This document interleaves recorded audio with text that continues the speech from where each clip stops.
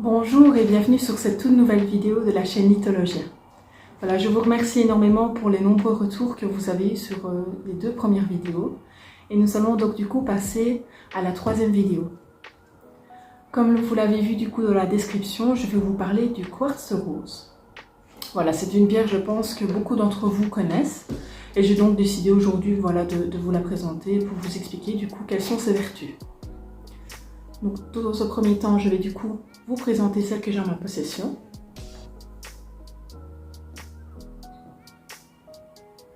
Voilà. Tout d'abord, pourquoi le mot quartz?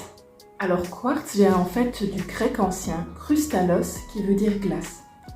C'est en fait en référence à une croyance d'antan qui disait qu'en fait le quartz avait été formé par les dieux. Et au niveau de sa couleur, voilà, comme vous le verrez du coup dans la pierre que je vous ai présentée, la mienne est rose. Et voilà, tout comme la tourmaline noire, voilà, il y a d'autres couleurs de quartz. Il n'y a pas seulement que la rose du coup qui existe. Au niveau de sa provenance, du coup, il faut savoir qu'on peut trouver du coup cette pierre sur plusieurs endroits de la planète, mais on la trouve principalement au Brésil et au Madagascar. Voilà, au niveau de sa couleur, je ne sais pas si vous le voyez bien en vidéo, mais voilà, sachez qu'elle est rose, donc elle a toujours des traits tirant vers le rose. Maintenant, vous pouvez aussi trouver des quartz roses qui ont un petit peu voilà, des nuances de mauve. Donc le quartz rose, en résumé, c'est en fait la pierre de l'amour et de l'harmonie. À savoir que cette pierre va en fait renforcer le lien qui existe entre toutes choses et elle apporte en fait de la douceur, de la compassion et de la tendresse. Le quartz rose aide également à guérir le deuil et tout ce qui est blessure affective. Elle va également vous aider à sortir des moments les plus difficiles sur le plan émotionnel et également affectif. Au niveau de ses vertus, le quartz rose est souvent qualifié de réservoir d'affection et de tendresse. Il faut savoir qu'on va souvent dire de cette pierre qu'elle est en fait, au niveau de son énergie, comme un amour inconditionnel. Elle va également vous aider à réparer tout ce qui est cicatrices affectives vécues par le passé. Et elle va aussi vous aider pour vous réconcilier au niveau de votre histoire personnelle, surtout au niveau de l'amour, de tout ce qui est affection. Le quartz rose détruit également tout ce qui est en profondeur, donc tout ce qui est jugement de valeur, mécanisme d'autodestruction et également les idées noires. En fait, elle va tout simplement vous rassurer, vous apaiser et former une sorte de cocon autour de vous, voilà, pour justement vous aider à mieux gérer du coup les cicatrices affectives et vous aider du coup à les nettoyer. À qui cette pierre convient?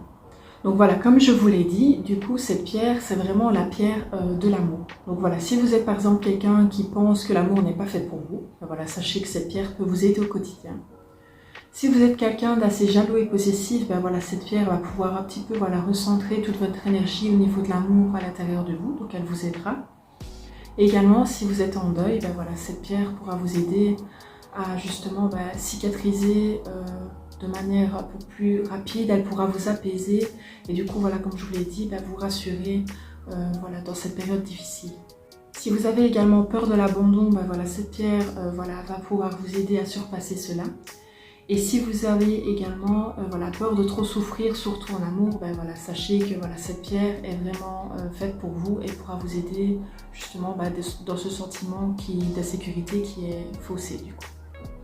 Au niveau du coup du nettoyage et de la purification du quartz rose, comme beaucoup de pierres, du coup vous pouvez tout simplement la tremper dans de l'eau. Alors une question m'a été posée ultérieurement, à savoir si c'était mieux de l'eau courante ou si on pouvait avoir de l'eau du robinet. Voilà, préférez plutôt en fait l'eau courante, donc par exemple dans une rivière, vous pouvez très bien la poser, etc. Maintenant, sachez que je pense que tout comme moi, vous n'avez pas non plus une rivière qui est accessible. Donc vous pouvez très bien la tremper dans de l'eau du robinet ou de l'eau minérale sans souci. Voilà, c'est donc ainsi que je vais clôturer du coup cette troisième vidéo sur le quartz rose. Voilà, j'espère que cette vidéo vous aura plu comme les deux précédentes. Voilà, comme je vous l'ai déjà dit, n'hésitez pas à commenter, à donner votre avis ou alors à suggérer des pierres qui vous intéresseraient vraiment. Voilà, j'ai quand même une petite collection, donc j'ai moyen d'en trouver quand même quelques-unes. Voilà, n'hésitez pas aussi à lâcher un petit like pour me donner de la force et me donner l'envie de partager encore plus avec vous. Voilà, de toute façon, on se retrouve la semaine prochaine. Sachez du coup que je vais essayer de publier une vidéo tous les mardis, enfin en tout cas en début de semaine. Donc voilà, on se retrouve du coup mardi prochain. Voilà, je vous souhaite du coup une bonne fin de journée et surtout, restez précieux.